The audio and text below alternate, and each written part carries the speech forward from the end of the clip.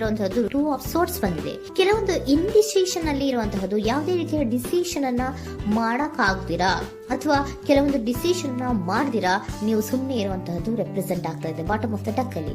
ನಿಮ್ಮ love life ನ ವಿಚಾರದಲ್ಲಿ ರೀಸೆಂಟ್ ಪಾಸ್ಟ್ ನಲ್ಲಿ ಕೆಲವೊಂದು ರೀತಿಯ ಎಂಡಿಂಗ್ ಗಳಾಗಿರುವಂತಹದ್ದು, ಲವ್ ಲೈಫ್ ನ ವಿಚಾರದಲ್ಲಿ ಕೆಲವೊಂದು ರೀತಿಯ ಡಿಸ್ಟರ್ಬೆನ್ಸ್ ಗಳಾಗಿರುವಂತಹದ್ದು, ಅವ್ಯವಸ್ಥೆಗಳಾಗಿರುವಂತಹದ್ದು, ಸಮಾಧಾನ ಇಲ್ಲದೆ ಇರುವಂತಹದ್ದು ರೆಪ್ರೆಸೆಂಟ್ ಆಗ್ತಾ ಇದೆ. ಯಾಕೆ ಅಂದ್ರೆ ಲವ್ ಲೈಫ್ ನ ವಿಚಾರದಲ್ಲಿ ಯಾವುದೇ ರೀತಿಯ ಪಾಸಿಟಿವ್ ಬದಲಾವಣೆಗಳು ಆಗುತ್ತಾ ಅನ್ನುವಂತಹದ್ದು ನೀವು ಪಾಸ್ಟ್ ನಲ್ಲಿ ನೀವು ನಿಮ್ಮ ಲವ್ ಲೈಫ್ ನಲ್ಲಿ ನೀವು ಆಲೋಚನೆಯನ್ನ ಮಾಡಿದ್ದೀರಿ, ಕೆಲವೊಂದು ಬದಲಾವಣೆಗಳಾಗುವಂತ ಸಾಧ್ಯತೆಗಳು ಇದೆಯಾ ಅಂತ.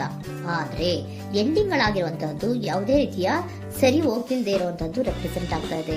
ತುಂಬಾ ಆಲೋಚನೆಯನ್ನ ಮಾಡಿರುವಂತಹದ್ದು ನಿಮ್ಮ ಲವ್ ಲೈಫಿನ ವಿಚಾರವಾಗಿ ನಿದ್ರಾಹೀನತೆಗಳಾಗಿದೆ.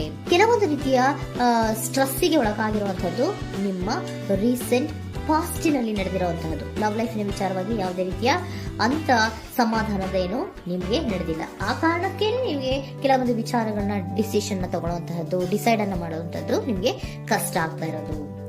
ನೀವು ಪ್ರೆಸೆಂಟ್ ಸಿಚುವೇಶನ್ ಅಲ್ಲಿ ಬರುವಂತಹ ಆಫರ್ಗಳನ್ನ ನೀವು ಏನ್ ಮಾಡ್ತಾ ಇದ್ದೀರಾ ಅಂದ್ರೆ ರಿಜೆಕ್ಟ್ ಮಾಡ್ತಾ ಇದ್ದೀರಾ ಅಥವಾ ಮಿಸ್ ಮಾಡ್ಕೋತಾ ಇದ್ದೀರಾ. ಕೆಲವೊಂದು ಆಪರ್ಚುನಿಟೀಸ್ ಗಳು ಬಂದ್ರೂ ಕೂಡ ಅದರ ಬಗ್ಗೆ ನೀವು ಕರೆಕ್ಟ್ ಆಗಿ ಗಮನವನ್ನ ಕೊಡ್ತಾ ಇಲ್ಲ.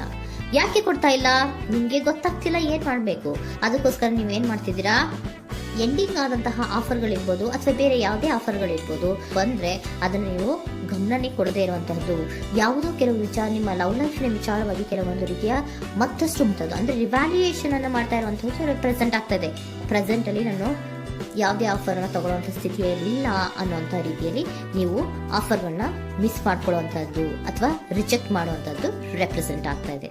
ನೆಕ್ಸ್ಟ್ ಕಾರ್ಡ್ ಬಂದಿರುವಂತಹದ್ದೇನು, ಪ್ರೆಸೆಂಟ್ ನಲ್ಲಿ ಪೇಜ್ ಆಫ್ ಸೋರ್ಟ್ಸ್ ಬಂದಿದೆ. ಯಾವುದೋ ಒಂದು ನಿಮ್ಮ ಲವ್ ಲೈಫ್ ನ ವಿಚಾರವಾಗಿ ಬಹಳಷ್ಟು ಕ್ಯೂರಿಯಾಸಿಟಿಯಿಂದ ಏನೋ ವಿಚಾರವನ್ನ ತಿಳ್ಕೊತಾ ಇದ್ದೀರಾ, ಬಹಳಷ್ಟು ಕ್ಯೂರಿಯಾಸಿಟಿಯಿಂದ ತಿಳ್ಕೊತಾ ಇದ್ದೀರಾ ಏನಾಗ್ತಾ ಇದೆ, ಹೇಗಾಗ್ತಾ ಇದೆ ಅಂತ. ತುಂಬಾನೇ ನೀವು ಕೆಲವೊಬ್ರು ಲವ್ ಲೈಫ್ ನ ವಿಚಾರದಲ್ಲಿ ತುಂಬಾನೇ ಮಾತು ಕೂಡ ಆಡ್ತಾ ಇರುವಂತಹದ್ದು ರೆಪ್ರೆಸೆಂಟ್ ಆಗ್ತಾ ಇದೆ. ಏನಾಗ್ತಾ ಇದೆ, ಹೇಗಾಗ್ತಾ ಇದೆ, ಈ ಗಲಿಬಿಲಿಗಳು, ಡಿಸ್ಟ್ರಾಕ್ಷನ್ಸ್ಗಳು ಅಥವಾ ಡಿಸಿಷನ್ಸ್ ನ ಮಾಡಕ್ಕಾಗದೆ ಏನಕ್ಕೆ ಒದ್ದಾಡ್ತಿದೀವಿ ಅನ್ನೋದ್ರ ಬಗ್ಗೆ ಕೂಡ ನೀವು ಕೆಲವೊಂದು ರೀತಿಯ ಮಾತಾಡ್ತಾ ಇರುವಂತಹದ್ದು ರೆಪ್ರೆಸೆಂಟ್ ಆಗ್ತಾ ಇದೆ. ಯಾವಾಗ ಕೆಲವೊಂದು ವಿಚಾರಗಳಲ್ಲಿ ನೀವು ಮಾತಾಡಿ ಕ್ಲಿಯರ್ ಅನ್ನ ಮಾಡ್ಕೊಂತೀರೋ ಆಗ ನೀವು ಕೆಲವೊಂದು ರೀತಿಯ ಆಕ್ಷನ್ಸ್ ಗಳನ್ನ ತಗೋಬೇಕು ಅನ್ನೋಂಥ ನಿರ್ಧಾರವನ್ನ ಮಾಡಿರುವಂತದ್ದು. ಆಫರ್ಗಳು ಬಂದ್ರೂ ಕೂಡ ರೆಫ್ಯೂಸ್ ಮಾಡ್ತೀರಾ. ಆದ್ರೆ ಏನೀಗ ಹಿಂದೆ ಪಾಸ್ಟ್ ನಲ್ಲಿ ನಡೆದಿತ್ತೋ ಅದು ಯಾಕಾಯ್ತು, ಏನಕ್ಕಂಗಾಯ್ತು ಅನ್ನೋದ್ರ ಬಗ್ಗೆ ಕೂಡ ನೀವು ಮಾತಾಡುವಂತ ಸಾಧ್ಯತೆಗಳು ರೆಪ್ರೆಸೆಂಟ್ ಆಗ್ತಾ ಇದೆ ಅಟ್ ಪ್ರೆಸೆಂಟಿನಲ್ಲಿ.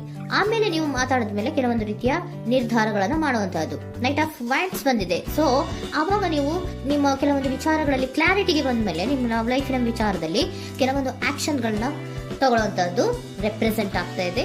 ಹಾಗೆ ಏನ್ ಆಕ್ಷನ್ಸ್ ಗಳನ್ನ ತಗೋತೀರಾ?